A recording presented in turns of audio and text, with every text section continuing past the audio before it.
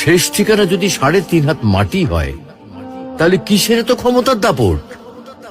ভোর ৫টায় মৃত্যু, সকাল ৬টায় জানিয়ে দেওয়া হবে মাইকে, ৮টায় শেষ গোসল করানো হবে, ৯টায় তোমাকে নতুন কাপড়ে সাজানো হবে, জোহরের নামাজের পরে তোমার আলিশান বাড়ি থেকে বের করে নিয়ে যাওয়া হবে, ২টায় তোমার জানাজার নামাজ পড়ানো হবে, ২:৩০টায় তোমাকে কবরে নামিয়ে ফেলা হবে।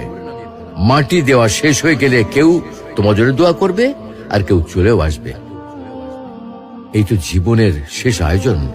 তো কিসের তো অহংকার, কিসের তো ক্ষমতার দাপট? হ্যাঁ, ক্ষমতা কারোর জন্য চিরস্থায়ী নয়।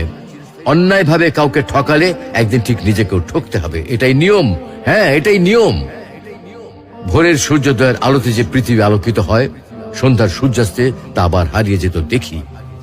অসত্য দিয়ে সত্যকে কখনো ঢেকে রাখা যায় না।